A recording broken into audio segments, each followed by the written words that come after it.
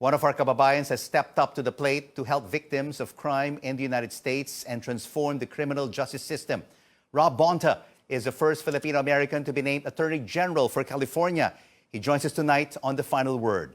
Thank you so much for joining us, Rob, and congratulations for being the first ever Filipino American Attorney General. Thank you, Rico, for having me. I'm honored to be with you, and thank you for the kind words. It's an honor and a privilege of a lifetime. Rob, what did it take for you to get here to be the state's top cop?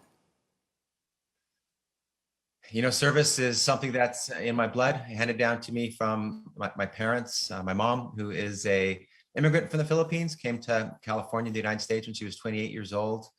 But both my parents worked for the United Farm Workers of America and always did their best to fight injustice and lift others up and right historic wrongs. My father was involved in the civil rights movement, and they supported me, gave me a great California public school education, made me believe I could attend college if I worked hard enough and go to law school if I dreamed big enough. And they instilled in me that desire to serve. And I started locally in a city council as a vice mayor of my city, then in this California legislature, and then ultimately appointed by the governor almost exactly a year ago to be in this role. So luck is always a good part of it, but hard work, being my authentic self, fighting for the values, lifting up communities, caring deeply for those who are struggling, and doing everything in my power to help them, I think provided me an opportunity to be considered. And I'm just thankful the governor chose me. And Rob, you are an advocate for criminal justice reform. How are you keeping the streets of California safe for its citizens and for the many Filipino Americans who live there? You know, we've seen an unacceptable rise in hate crimes. We've seen elders targeted. We've seen immigrants assaulted. We've seen community spaces vandalized. And we have to acknowledge and face the fact that we are in a crisis and a state of emergency when it comes to hate crimes against Filipino Americans and Asian Americans. We've seen a 107% increase in those crimes over the last year. And so I've stated and taken all the actions in my power to show that with the full force of the law and the California Constitution behind me, there is no place for hate in California or anywhere, anytime, full stop, end of story. I will stand with the Asian American community and the Filipino American community. I am the Asian American community and the Filipino American community. So we've created a racial justice bureau to target the forces of hate. We've worked with our local district attorneys who are on the front lines prosecuting hate crimes, to encourage them to have hate crimes units, and to work with our local law enforcement to better investigate and identify hate crimes as such. Many in the past have gone unidentified as actual hate crimes when really they are hate crimes. We have a new community awareness, response, and engagement unit working with communities and victims to provide support. And we're also addressing human trafficking, holding traffickers accountable and supporting survivors. We're taking on organized retail crime with some of the biggest busts in California's history over recent months. We're also involved in taking down organized criminal groups, even stopping mass shootings and homicides in progress, preventing them from happening in the first place when we know they were about to happen. So we're working on all fronts. Public safety is priority number 1, 2, and 3. And we're making major progress every day for the people of California. Well, monumental responsibility on your end, Rob, for taking on these initiatives. And have we seen a reduction in crimes as a result of these programs that you've introduced?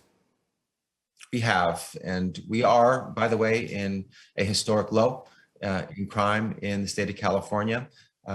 Generally, with some increases in some places in some crimes. And the approaches that we've taken are proven to prevent crime from happening in the first place. It's hard to see that on a statistical analysis, but the programs that we have, the gun violence prevention programs, the common sense gun laws that we enforce and defend in court, the gun violence restraining orders or red flag laws that we use, the violence interruption programs like ceasefire and peacekeepers that we promote, the unique in the nation armed prohibited persons system program, where we knock on doors of individuals who purchased a gun legally at one point, but subsequently became prohibited because of a criminal conviction or because of a restraining order or because of a mental illness. We remove guns from their hands to keep our communities safe. Those are proven.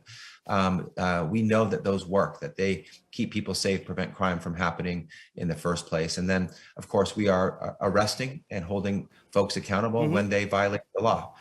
All the data shows that the best way to prevent crime from happening is when individuals who seek to commit crime know they will get caught if they commit the crime. So we're arresting folks to send that message that if you violate the law in the state of California, you will be held to account. And Rob, you've had a stellar career in public service. How can we now empower a new generation of Filipino American leaders?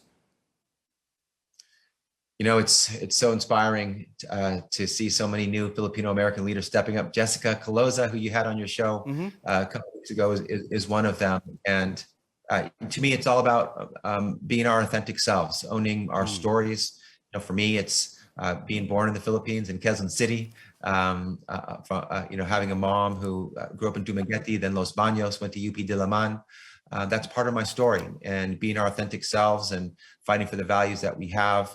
And being, you know, creating a brand among Filipino American Filipino American elected officials of quality, of service, of commitment. And that is a part of what's in our blood. We make change as Filipino Americans. We sought and achieved self-determination from Spain, then from the United States in the Philippines. Here in California, we are one of the leaders in the United Farm Workers movement, one of the greatest movements in the history of our state and in our nation. We are on the front lines right now, taking care of those with COVID, with our healthcare professionals. So being who we are, but also doing it together, doing it in collaboration, in partnership as a team. I love the phrase, if you want to go fast, go alone. If you want to go far, go together. So I encourage all of our upcoming Filipino American leaders to work with one another and others to help our communities go far.